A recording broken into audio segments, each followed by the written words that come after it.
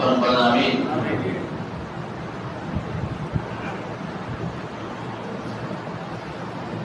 শবে কদরের বৈশিষ্ট্য কারণ কি এ সম্পর্কে আল্লাহ তাআলা একটি সূরা নাযিল করেছেন, সূরাতুল কদর। এই একটা সূরায় আল্লাহ তাআলা 5টি কারণ উল্লেখ করেন। এক নম্বর কারণ, ইন্না আনজালনাহু ফি লাইলাতিল কদর, আমি কোরআন নাযিল করেছি কদরের রাত্রিতে। সম্পূর্ণ কোরআন কদরের রাত্রিতে আল্লাহ তাআলা লৌহে মাহফুজ থেকে প্রথম আসমানে অবতীর্ণ করেন। এরপরে 22 বছর 5 মাস 14 দিন, সহজে বলতে গেলে 23 বছর জীবনে যখন যে ঘটনা সামনে আসে সেই ব্যক্তিটা আল্লাহ তাআলা কোরআন নাযিল করেন। প্রথম আসমান থেকে দুইটা দিন কোরআন অবতীর্ণ হয় কত দিনে? 23 বছরে। কিন্তু লৌহে মাহফুজ থেকে প্রথম আসমানে কোরআন অবতীর্ণ হয় এক রাতে, সেটা কোন রাত? লাইলাতুল কদর।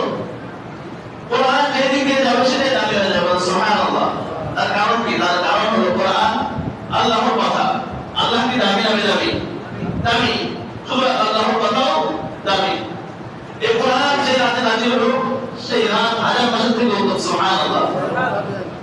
এই রাত যে মাসে রমজান মাস, সেই মাস বাকি 11 মাস থেকে উত্তম, সুবহানাল্লাহ। যে নবীর উপর নাযিল হলো সেই নবী সর্বশ্রেষ্ঠ নবী, সুবহানাল্লাহ। যেই উম্মতের জন্য পথ প্রদর্শক হিসেবে এই কোরআন অবতীর্ণ হয়েছে সেই উম্মতের সবচেয়ে দামি উম্মত, সুবহানাল্লাহ। তো লাইলাতুল কদর দামি হওয়ার এক নম্বর কারণ হলো এই রাতে কোরআন নাযিল হয়। দুই নম্বর কারণ, আল্লাহ তাআলা এই বলতেছেন লাইলাতুল কদরি খায়রুম মিন আলফি শাহর। আল্লাহ তাআলা এই রাতকে আল্লাহ তাআলার ইচ্ছা, আল্লাহ তাআলা যাকে ইচ্ছা তাকে নাম দিবেন, যে সময়কে ইচ্ছা সেই সময়কে, যে দিনকে ইচ্ছা সেই দিনকে, যে রাতকে ইচ্ছা সেই রাতকে দাবি বানাইতে পারেন, সুবহানাল্লাহ। তো আল্লাহ তাআলা এই রাতকে 1000 মাসের থেকেও উত্তম সাব্যস্ত করেছেন। দুই নম্বর কারণ কেন? তিন নম্বর, তানাজ্জালুল মালাইকাতু। বাতায় পড়লাম এটা হাদিস থেকে, সূরাতুল কদরে আল্লাহ তাআলা বলছেন যে তানাজ্জালুল মালাইকাতু।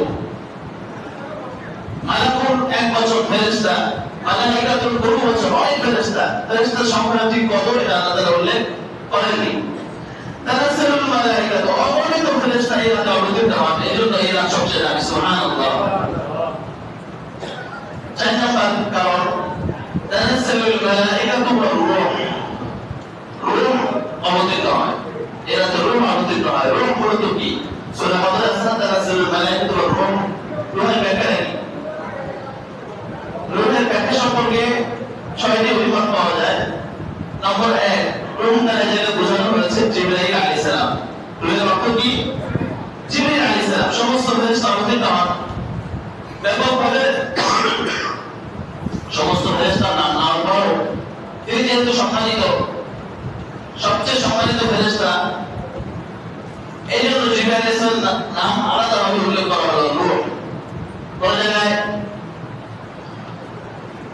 বক্তৃতা হলে, কোন কনফারেন্স সমাবেশ হলে সভাপতি, উপদেষ্টা এদের পদগুলো উল্লেখ করা হয়। এরপর উপবিষ্ট শ্রোতা মণ্ডলী এদের নাম আর উল্লেখ করা হয় না। তো সাধারণ ফেরেশতাদের নাম আর উল্লেখ করা হলো না, সমস্ত ফেরেশতা। কিন্তু জিবরাইল আলাইহিস সালাম যেহেতু সবচেয়ে দামি, এজন্য বিশেষভাবে নাম হয় আবার উল্লেখ করা হলো। এখানে একটা ব্যাখ্যা হলো যে রূহ তার উদ্দেশ্য এমন কয়েকজন ফেরেশতা যার কাছে 7 আসমান এবং জমিন খাবারের একটি লোকমান, সুবহানাল্লাহ। তিন নম্বর ব্যাখ্যা, রূহ তার উদ্দেশ্য ফেরেশতাদের ওই দল যারা শুধুমাত্র শবে কদরকে কেন্দ্র করেই দুনিয়াতে আসেন, সুবহানাল্লাহ।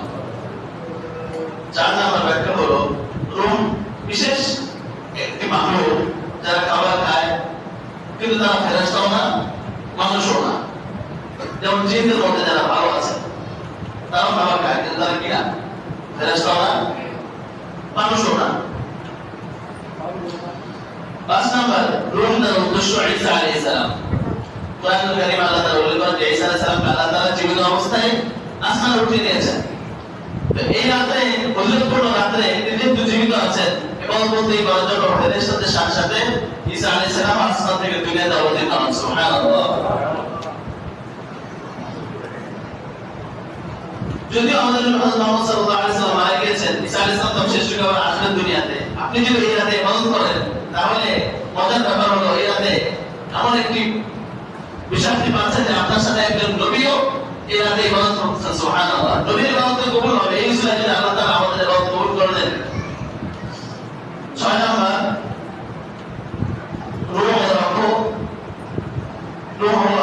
আল্লাহ তাআলার একটি বিশেষ রহমত যেটা কেবলমাত্র এই রাতে আল্লাহ তাআলা নাযিল করেন। সুবহানাল্লাহ, যারা এই রাতে ইবাদত করবে তারাই এই ফজিলতটা পাবে। সবাই কি একটা সরো? আচ্ছা।